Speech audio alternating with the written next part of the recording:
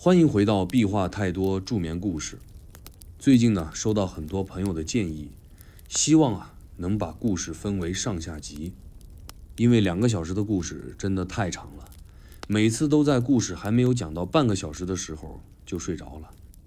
第二天呢，还要再去找继续听。我昨天是听到哪一段睡着的来着？这样确实是有些麻烦。这个建议很好。那么我们就把故事分为上集和下集。今天呢，就来讲上集。今晚我们要翻开一段写满屈辱的篇章，靖康之耻。不过别担心，我不会把你扔进冰冷冰冷的历史教科书，而是慢慢的一点点的拉开那层宫墙深处的帷幕。我们从风平浪静的开封说起，从那座看似固若金汤的皇城和那位看似无忧无虑的皇帝说起。朋友们，请送出你的 Hype 积分来支持我的创作，感谢你每晚的陪伴。为了迎接你的深度睡眠，现在请关灯，一起进入今晚的故事。开封，一座有点像现在超级文艺青年聚集地的城市，在宋徽宗的治理下，这里真的是万邦来朝的梦幻版本。市井繁华，文人满街，皇宫里画不完的画，写不完的瘦金体。可谁也想不到，这样一个风雅之国，竟然会以一场国破家亡的悲剧收尾。我们要追溯靖康之耻，就必须从那位将江山拱手让出的宋徽宗赵佶说起。赵佶这名字乍听之下儒雅含蓄，但你若以为他是个无能的昏君，那你可能真冤枉他了。他确实当皇帝当得不太行，但他是个才华横溢的艺术家，这是真的。他一笔瘦金体写得绝了，画花鸟也是一绝，甚至对茶道、香道、园林都有极高品味。他就像一个被命运硬塞进龙椅的文艺青年，整天想的不是治国理政，而是怎么把皇宫搞成国家博物馆加艺术沙龙。只不过这天下可不是靠写字画画能稳住的。就在他沉浸于画龙中鹤、编宫词、赏牡丹的时候，北方的女真族已经悄然崛起。他们原是辽国的臣属，但随着耶律家的日渐腐败，女真族在完颜阿骨打的带领下突然暴起反击，建立了金国。他们不只打败了辽，还把南边的大宋视为下一道开胃菜。而赵佶这位皇帝或许是话多了山水，搞不清楚形势，只想着辽金互打，我们旁边看戏。殊不知戏台子早已点了他家的名字。大观年间的开封，白天是车马如流的热闹，晚上是歌舞升平的宴乐。表面看似一切正常，但宫中一些细小的波动，其实早已露出国运不稳的蛛丝马迹。比如朝中权臣轮番上场，蔡京、童贯、王府，这些名字如果你不熟也没关系，只需记得一句话：他们不是在帮皇帝治理国家，而是在帮自己做发财梦。童贯，一个太监，却手握兵权，率兵北伐的荒诞剧，在这个朝代成为现实。更讽刺的是，北伐不成，反而激怒了女真人。他们原本只是想打辽国，结果被大宋这送人头操作给惊到了。你一个邻居突然带兵来掺一脚，等于摆明了要卷入战局。于是金军有了理由南下，而赵佶依然沉浸在金国远在天边的幻想里，甚至下旨大兴土木，修建寿安山陵，还准备自己退休养老去了。皇帝想退位，这在宋朝不是新闻，毕竟赵家向来温吞。靖康元年，赵佶把皇位传给了太子赵桓。表面上说是让贤，其实更像是我这锅不背，你接着干。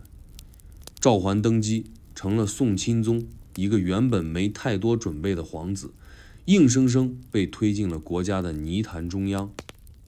但你以为传位就能逃得掉麻烦？没那一说，金兵照样打来了。他们一开始其实只是想敲诈一下，毕竟金国还不够稳定，南方的大宋财大气粗，敲点金银绢帛就够回去交差了。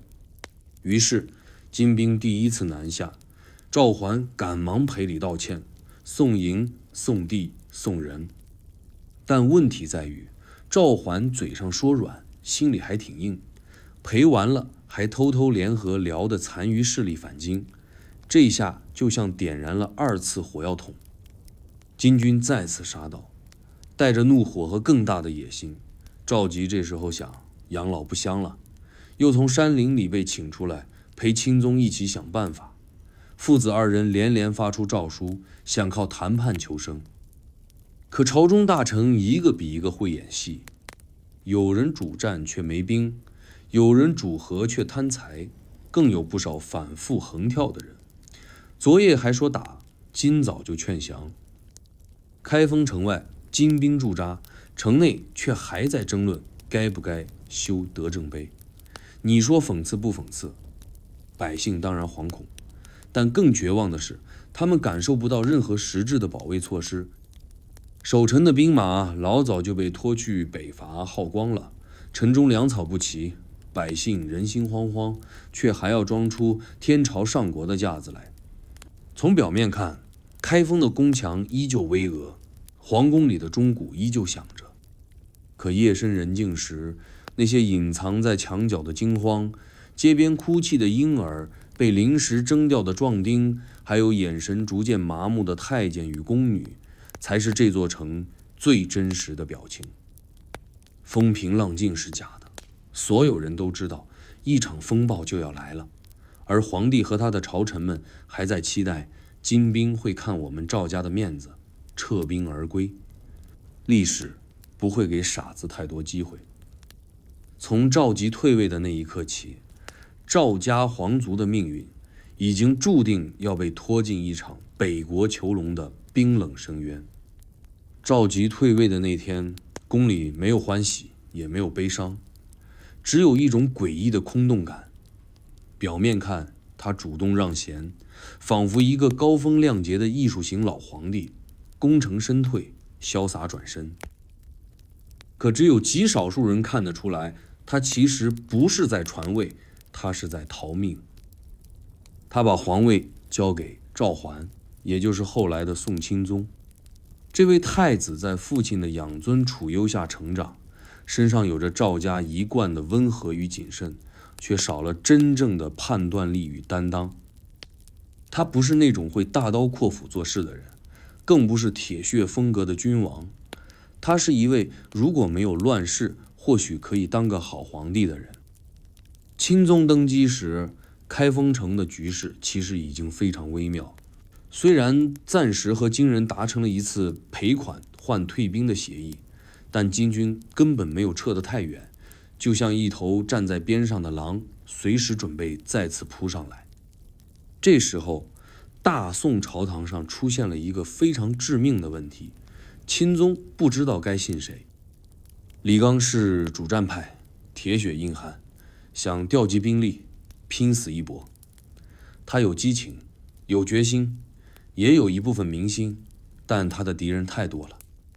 赵桓虽被动，却并不糊涂。他看得出李纲能打，可他更怕打输了就真的完了。于是他犹豫、拉扯、改命令，再改命令。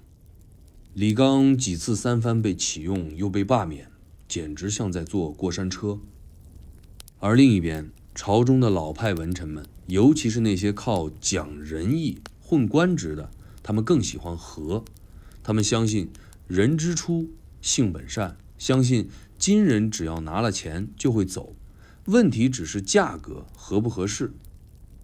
于是朝廷内掀起了一场谈判式治理，把抵抗的念头慢慢的消磨掉。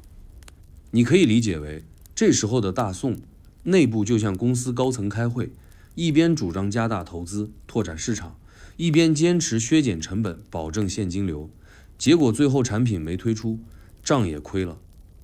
在这种动荡下，赵桓的帝王棋局越走越乱。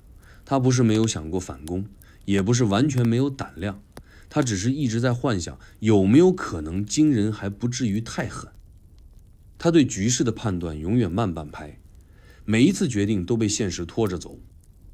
最典型的一次是金人第一次包围开封时，赵桓派出庞吉、李若水等人前去议和，提出赔款200万，割让3镇，还加送数十名宫女。这已经是大出血了，连太后都急了，亲自出面请求金人高抬贵手。金人答应了，条件是交出旧辽皇室和一些叛将。赵桓硬着头皮答应，还真交了。这一波操作让朝中不少人松了口气，以为大局已稳。但金人刚一撤兵，他马上转头就密令收复失地，恢复防御。这种翻脸的速度，连旁边的侍从都看得一愣一愣。可问题是，金人也不是傻子，他们之所以答应退兵，那不是被你给说服了，而是想养精蓄锐，等你再犯错。你以为谈判能拖时间，结果人家是等你自己露馅。果然，没过多久，金人再次南下，而且这次比上次还狠。赵桓开始慌了，他发现身边没有真正能打的将领，老将多半被排挤在外，新将又没有实战经验。最严重的是，他的父亲赵佶虽然退位，却一直没有真正离开政治核心，这对父子同朝的局面成了一个荒诞的权力双核。你以为是赵桓说了算，那是你没看过赵佶怎么在后宫写信干政的。赵佶虽然不在临朝听政，但他仍然通过太监、内侍、宠臣掌握大量信息。他会不断地建议赵桓，暗示一些人事安排，还会偷偷与金人沟通，试图私了。这些操作让赵桓的朝政就像个连线，断断续续的游戏，永远卡顿。这对父子还互相猜疑，赵佶觉得赵桓无能，赵桓觉得父皇不肯完全放手，一个想退而不离，一个想上而不能。这局面就像是两个人抢方向盘，车当然会开进沟里。百姓早就嗅到了危险，城外的难民开始聚集，流言四起，城内物价飞涨，米比银贵。开封的百姓不是不知道金兵会回来，他们只是没想到回来会这么快。靖康这个年号原意是安静之康，结果变成了灾难的门口。而赵桓最想不到的是，金人这一次不只是想要钱，而是想要脸。金国朝中也在玩权谋，完颜宗翰和完颜宗望两大派系要争功，一方主战要立威，一方主和要捞钱。最后妥协的结果是，既要银子也要人。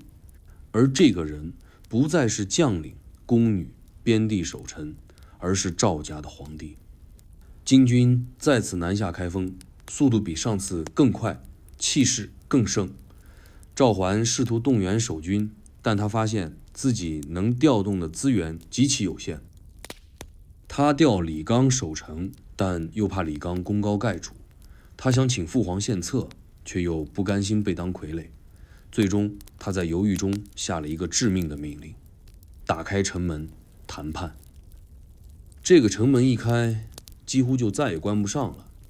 城门打开那一刻，金军没有马上进来，他们等着看着，像猎人盯着笼子里的猎物。而赵佶与赵桓也终于意识到，这盘棋他们已经下不动了。父子二人都在等一个结果，一个或许不会来的奇迹。但历史没有奇迹，只有一条条被亲手堵死的退路。开封这座被世人称为天上都会的城市，从外表看依旧平静，城墙没有破，宫殿依然金碧辉煌，皇帝还在朝堂上下旨，文臣武将还在争吵。但空气中有种说不清的紧张感，就像雨前压下来的沉闷。只不过这场雨不是落水，而是血与火。金军第一次撤走时，宋廷做了一系列动作，以示亡羊补牢。城门口增了守军，街头巷尾挂上了告示。皇城司忙着调查奸细，宫中则设坛求雨，祈神护国。皇帝希望借这些象征性的举动安抚民心，似乎只要祭了天、贴了符、拜了佛，金兵就不会再来。然而百姓不是傻子，眼看米粮日贵，难民涌入，什么天命昭昭根本压不住肚子里的饥饿，更何况街头巷尾传来的风声越来越不妙。赵桓也确实急了，他知道自己这回玩脱了，可真正可用的办法又寥寥无几。他想起之前有人建议迁都，立即被朝中长老一口否决，祖宗基业怎可轻弃？开封是大宋根基，动不得，但事实是根基已经筑空。城里的兵力不足2万，多数是临时征召来的民兵，粮草供应勉强维持。若金军围个1、2月，城就会成饥荒之都。赵桓仍心存幻想，他相信讲情面这事儿，金人可能会买账。毕竟大宋在文化上是哥哥，金国在面子上或许还要做点姿态。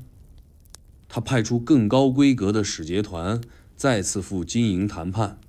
使者团带着金银财宝、丝绸、珠宝，甚至还有几名主动进献的宫女。赵桓摆出的是低姿态，希望金人能再给一次机会。这一次来谈判的完颜宗翰压根儿没兴趣听这些，他要的不是赔偿，而是震慑。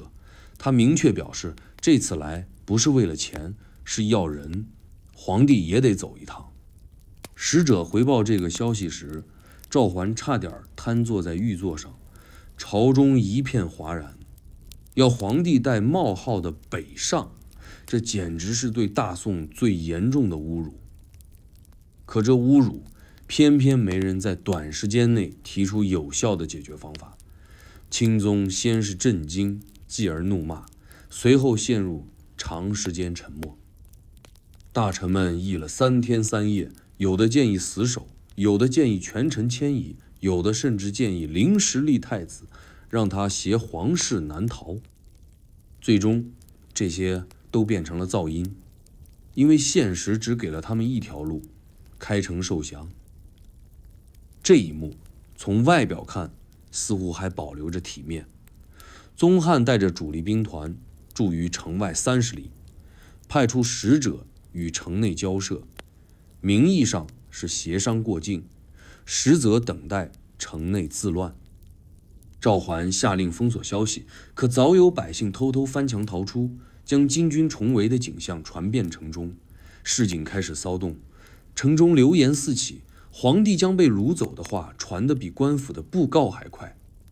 开封从未真正准备打仗，皇宫大门宽敞华丽，街道整洁笔直，但这不是为战而建，而是为展示繁荣而造。当金军真逼到门口时，守城的士兵连投石车都没几台，更别提足够的箭矢。李纲上奏恳请调动更多兵力被拒，赵桓再次启用又罢黜这一套，把他搞得心灰意冷。与此同时，召集那位刚退位不久的太上皇在宫中另辟天地，他仍不忘花草书画。虽然金人逼近，他却像在等一场暴雨过去，必在画室之中独自享受，每晚都是深度睡眠，爽哉悠哉。有人说他糊涂，有人说他无奈，但更多人心里清楚，这位皇帝其实早就做好了认命的准备。他的怯懦不是一时，而是多年累积下来的逃避反射。终于在一个风极大的黄昏，开封第2次开了城门。这次不是送使者，而是迎金兵。完颜宗翰与宗望兵分2路，带着铁骑缓缓入城。百姓匍匐路旁，宫女掩面痛哭，官员列队迎降。一切看起来安静有序，像一场排练过的葬礼。金军进城第一件事不是烧杀掳掠，而是接管皇宫。收缴武器，安排控制点。他们极度专业，像是早就制定好方案。赵桓穿上朝服，颤抖着迎接宗翰。两人在大殿上会面，赵桓奉上降表，宗翰表情淡漠，只道一句：“天命有归。”这句话像一记重锤敲进众人心头，意味着这个上国的幻象就此破灭。而赵佶这时候也被从寿安山陵请回皇宫，说是为了家族安危。他带着一身太上皇的袍服，从偏殿被请入正殿，父子二弟并列而立。那一幕就像历史对宋氏最残酷的审判。两位皇帝低头立于金人之前，一个刚即位不久，一个退位未久。他们曾代表整个大宋，现在却只是任人摆布的棋子。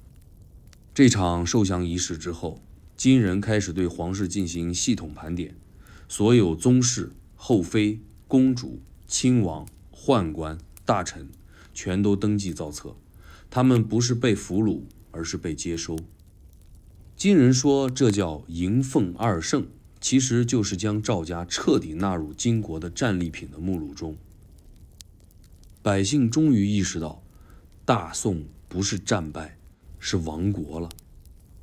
那些日常琐碎的街头叫卖声，那些讲仁义道德的朝堂辩论，那些争宠抢权的宫闱心机，全都在铁骑入城那一刻化为泡影。而他们的皇帝连反抗的机会都没有，就被打包带走。开封未破而陷，宫墙未遂而塌。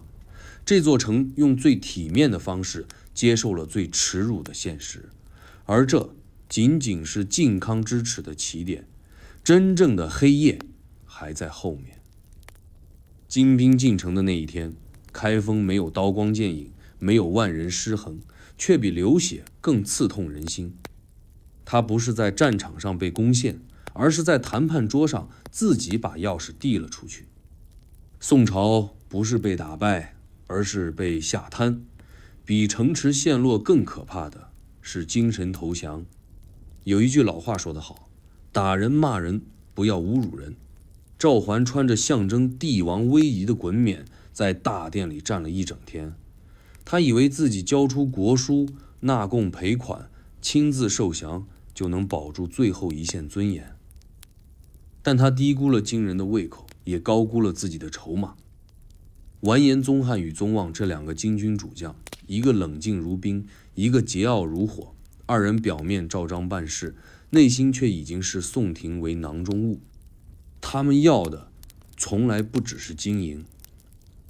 消息迅速传来，金国上层已经拍板，不再满足于隔着黄河收贡，而是要彻底把这个南朝玩一遍。他们要的是彻底控制宋皇室，把赵家从帝国的中心连根拔起。当赵桓听到这道命令时，他第一反应是不敢相信。他再三请示宗翰是否真要带走二弟。宗翰回了一句不带情绪的话：命已下，天命难违。没有咆哮，没有警告，就这样平静地宣布了一场文明的终结。而这一切在赵桓眼中还带着一丝荒谬感。他觉得自己已经做得够低、够软、够退让。他派亲王当人质，送工人进金营，甚至私下许诺30万金银。可现实没有回馈他的委曲求全，反而用更冷漠的方式告诉他：你不是在讨价还价，你是砧板上的鱼肉。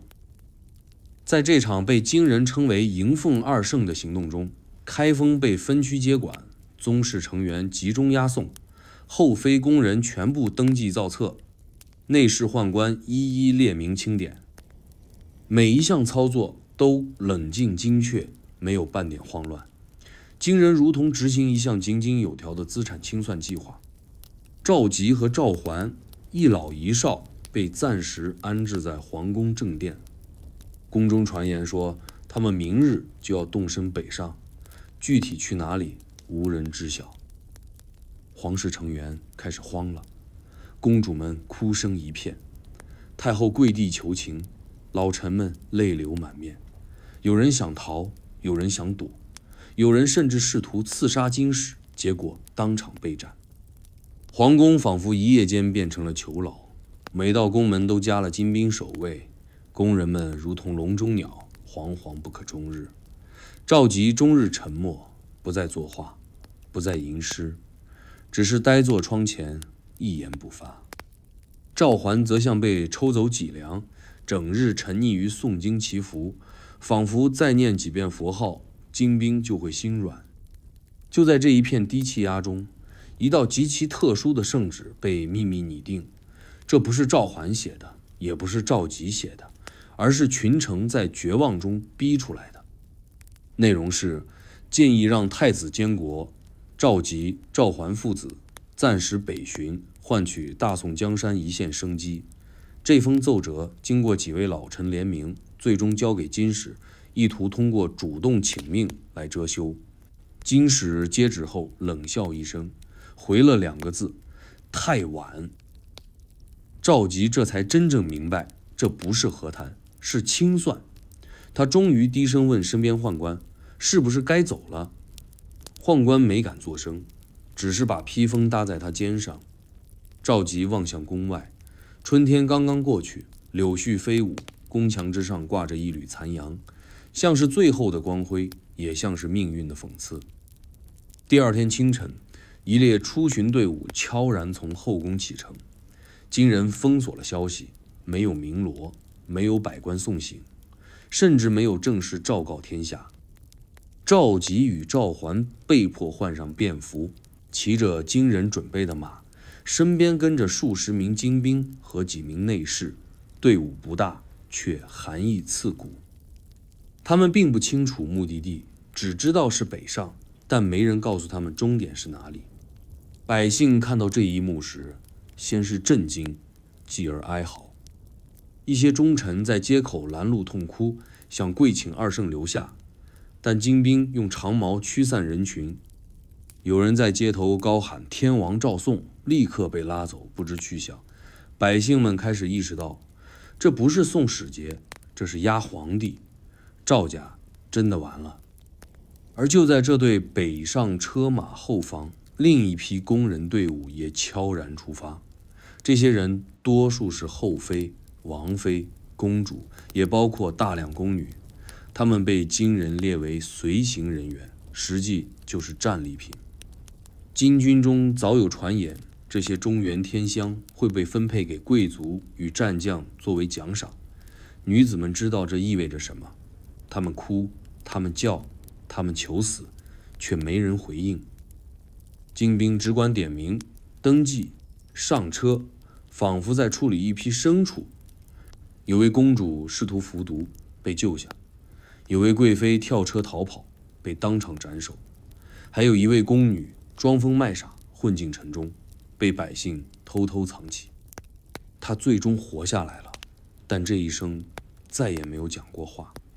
那一日之后，靖康之难的女辱篇正式展开，它将成为整个宋朝史中最阴冷的一章。赵佶与赵桓并肩而行，沿着黄河北岸一路北行。他们起初还带着侥幸心理，以为只是暂时扣留，或许几个月后可以议和归返。可一路上，金兵对他们的态度越发粗暴，食宿越来越简陋，口粮也由细米换成粗粒干饼。他们终于明白，自己已经不是皇帝，只是俘虏。爷俩关系开始微妙，赵桓责怪父皇误国，赵佶埋怨儿子无断。2个曾在宫中争权争心的男人，如今并肩坐在囚车中，互相指责，互相沉默。马蹄踏碎春泥，风卷过肩上的尘土。他们不是在前往金国，而是在前往历史的深渊。而此刻的开封，官员们还在安排临时朝会，讨论立赵构为监国。有人提议迁都，有人主张继续抗金，但士气已断，朝堂空洞。赵家皇权只剩下一个名字，而这个名字也正在被金人带离开中国的中心。城中百姓逐渐恢复日常，菜市重新开张，客栈继续营业，街头卖艺声再起。可他们心里都知道，从那天开始，这个王朝已经不是从前那个王朝。宫墙还在，但魂已经飞了。靖康之耻不是一场战争，而是一整套制度、文化、信仰的系统崩溃。而这场崩溃的源头来自一个皇帝，一场退位，一次谈判，以及太多次的犹豫。马蹄声一路北上，惊起沿途无数枯枝寒鸟。那是一个春寒料峭的季节，大地才刚回暖，赵佶与赵桓的命运却已冻紧冰缸。他们身边不再是锦衣内侍，不再是太监、宠臣、画师，而是面无表情的巾帼军士。冷风灌入囚车，皇家的最后一丝体面被卷进尘土中。一路上，不少百姓远远望见这支队伍，他们认出那是谁。那是曾经高高在上的皇帝，如今被套着粗布，坐在破旧囚车里，一路颠簸北去。有人想跪，有人想躲，有人只是茫然站着，看这幕历史活生生在眼前晃过。这是一种打破认知的震撼。原来天子也可以沦为囚徒，原来龙颜也会风吹土打，原来权力不是天生的，而是脆弱的幻觉。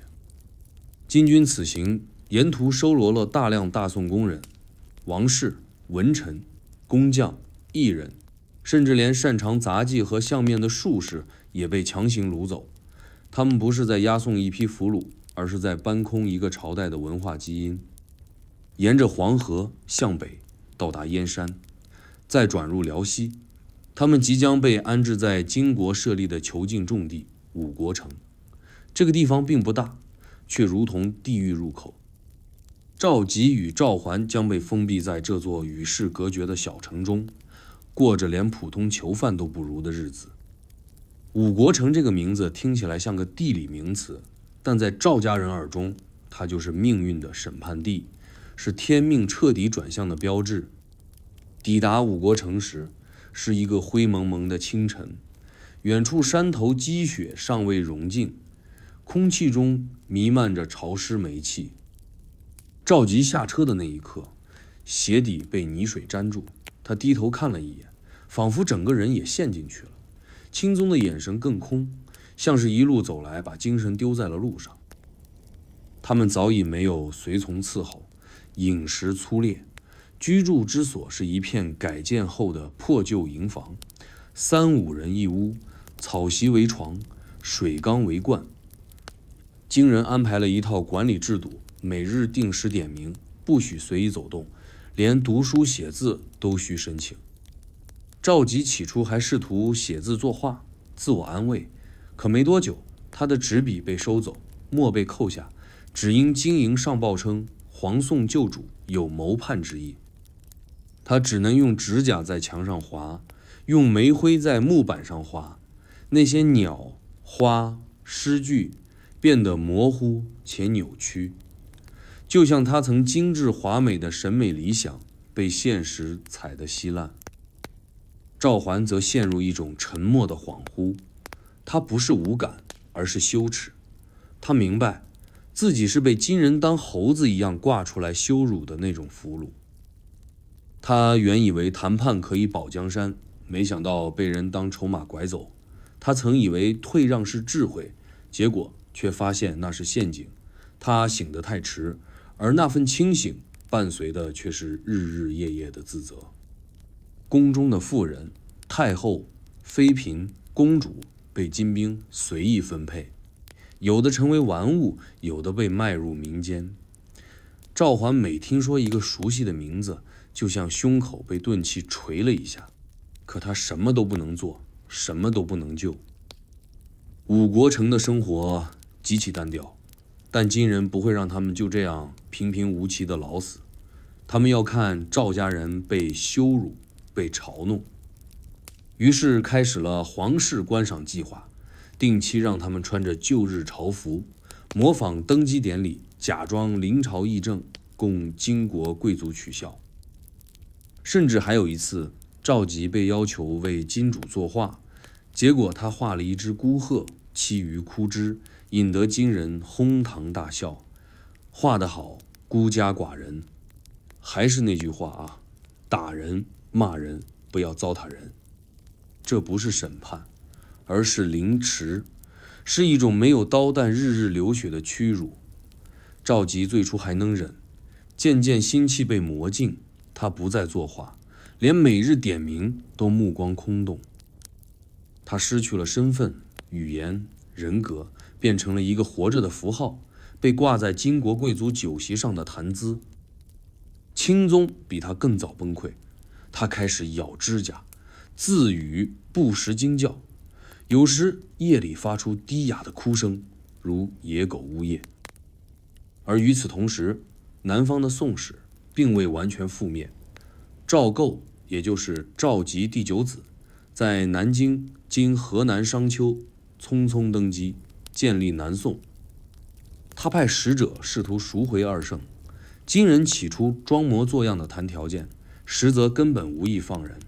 他们要的不是赎金，而是看大宋以子换父的闹剧不断上演。金人一次又一次要求南宋割地赔款，立子成父。赵构犹豫再三，最终妥协。五国城中，赵佶听闻南方立赵构为帝，沉默了整整1天。他没说赵构是逆子，也没说大宋有救，只是低头望着手中一截枯木，喃喃道：“那孩子胆子不小。”钦宗听后没有反应，他早已不关心外界，整日躲在营房角落里，盯着墙上的裂缝发呆，仿佛那里藏着回家的出口。更惨的是那些被带入金营的妃嫔与公主，她们大多没有名字，只有身份，赵家人。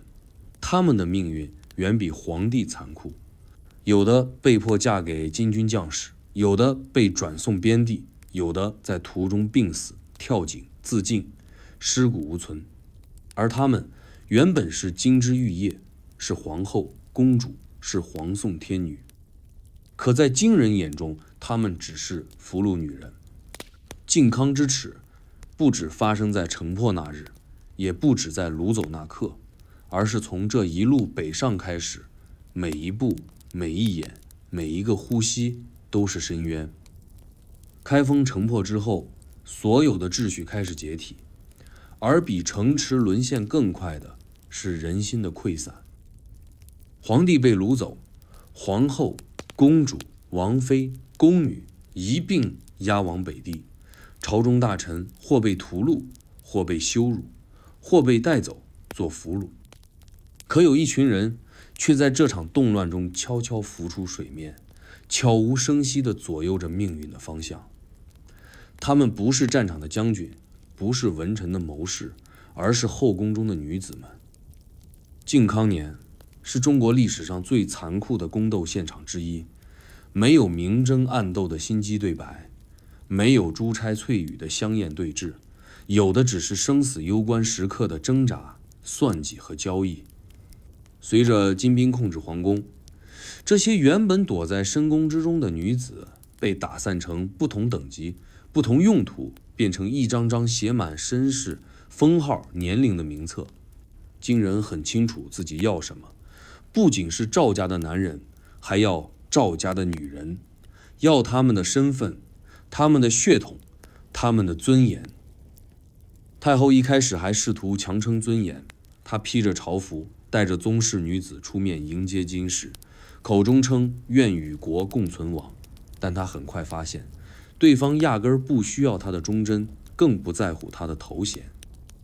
金使只是笑了笑，把她身后站着的几位年轻公主一一点名，这些要带走。她愣在原地，那一刻的哀荣尽失，是整个赵宋王朝女性命运的缩影。宫中女子按封号等级被分批押送，每一批人都仿佛走在一条看不到尽头的沉默长巷中。她们穿着褪色的朝服，头发未整，脸上不敢有粉纸。她们知道自己的身份曾是荣耀的象征，可在金人眼中，却只是战利品标签。赵佶的宠妃韦贤妃，姿色出众，曾在宫中享尽恩宠，如今却只能低头站在俘虏队伍中，听命运如何裁决。有女官暗地里劝他，若不能自保，不如自行了断。他摇头笑笑，死也要活着看。另一边，宋钦宗的正宫皇后朱氏则选择了另一种方式应对。她是那种极度克制的女子，平日不喜争宠，言行端庄。这时候，她更是把皇后的姿态演到极致。面对金人审查，她不卑不亢，字正腔圆地陈述自己的身世、封号、子嗣，像在履行最后的职责。这让金人一度疑惑，这女人是不是疯了？有人说她用理智包裹崩溃，有人说她是用最后的庄严守住身份，但无论是哪一种，她最终也没能逃过被押送北上的命运。而最残忍的是一些年纪尚小的宗室女童，她们大多不懂发生了什么，只记得母亲一夜之间被带走，自己被换上不合身的袍服，塞进车队。他们在囚车里哭，在驿站中喊娘，在夜里缩成一团，瑟瑟发抖。这些孩子未来会被嫁给谁，会变成谁，无人知晓。他们可能被送给边地的部落首领，也可能沦为金国宫廷中的低等侍女，最可能的是被慢慢忘记。金人对这些战俘女有一套极其冷静的逻辑，他们不会一时冲动杀戮，也不会随便放人，而是系统化的安排，谁分给宗望，谁归于宗翰，谁适合赏赐给下层将士，谁可以作为外交筹码送往西北部族。有些工人试图以死相抗，结果被强制灌食吊命；有些选择沉默忍受，日后获得一息之生；更多的则在途中失踪、病死、抛尸荒野。史书没有留下他们的名字，只有数千人这样冰冷的记载。当然，并不是所有人都甘于沉默。有个叫杨成妃的女子，在入京营第3日，趁夜点燃营帐自焚，烈火吞噬她的同时，也烧毁了4名看守。这件事惊动了金营高层，宗翰亲自下令，以后押解途中必须有2倍护卫，所有女子夜间不得单独行动。而杨成妃的名字也成了金人会谈的刺，成为某些大宋遗民心中的隐秘烈焰。还有一位宫女，史书未载姓氏，只说她貌不甚美，然聪慧非常。她在押解途中假装哑巴，混进杂役队伍，凭借机智多次逃避审查。最终，她竟真的潜逃成功，隐姓埋名，在汴京一位药铺中活了下来。多年后，他亲口向人讲述那段路上的惨象：夜行不息，尸骸遍野，女子自缢于车，血流入泥，无一人回头。那不是旅程，是地狱的搬迁队伍。后宫变成炼狱，妃嫔成了筹码，宫女成了玩物，每个人都在用自己的方式挣扎，或死或逃或忍，而这一切都发生在金人自称文明征服的口号之下。他们不放火，不屠城，却用更持久、更系统的方式折断一个王朝的神经，不是毁灭肉体，而是拔光灵魂。而当这些消息慢慢传回南方，新建的南宋宫廷一片震动。赵构听说长姐被金人封为燕国妃，面色惨白，随后下旨彻查朝内通经势力，以示不忘仇辱。可他自己也知道，这场耻辱从一开始就不是他能洗得掉的。靖康年的宫斗不是女人争宠的戏码，而是生死边缘的选择题。他们不是后宫佳丽，而是战争碎片，是历史伤口。没有谁赢了，也没有谁能保全自己。他们曾被书写为贵妃、公主，现在只剩2个字：俘虏。而这场宫墙崩塌的废墟下，藏着的不只是金粉瓦砾，更是一个朝代最深最重的叹息。那一夜，开封并没有彻底熄灯，城中还有灯火在跳动，还有茶铺冒着微烟，还有人低声交谈，只是没有人再敢发出笑声。靖康元年正月初10，金军正式控制全城，名义上稳定秩序，实际上是清点战利品。这座曾在《清明上河图》中生机盎然、繁华如梦的都市，终于被按下了暂停键。从宫廷到市井，城破的气息如雾般渗入每一条街巷。有些人选择躲避，闭门不出；有些人选择逃离，在夜色中摸黑翻墙；还有一些人选择留下，不为别的，只是逃不了，也没有地方可逃。他们知道，一切都变了，而他们的命运也将随之一同翻转。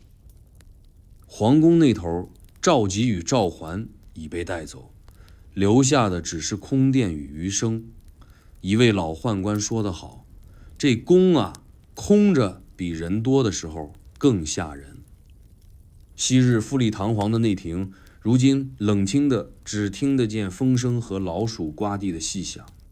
地上满是踩碎的玉饰，掀翻的屏风，零散的绸缎与瓷器。那些象征权力和尊贵的物品，如今成了没人收拾的垃圾。而宫外的汴京市街更是另一幅景象。金军入城后，出奇的有节制，他们不像历史上的掠夺者那样大肆屠杀，而是以一种几近冷静的方式展开清洗。他们封锁城门，划区管控，张贴榜文，点名官员，逐一搜查，看起来井然有序，但正是这种有序让人恐惧。最先被带走的是文官系统的骨干，宰相以下3品以上的重臣。金军手中有一份名册，上面写着每一位大宋重臣的姓名、住址、职务，甚至包括家中女眷数目与藏金地点。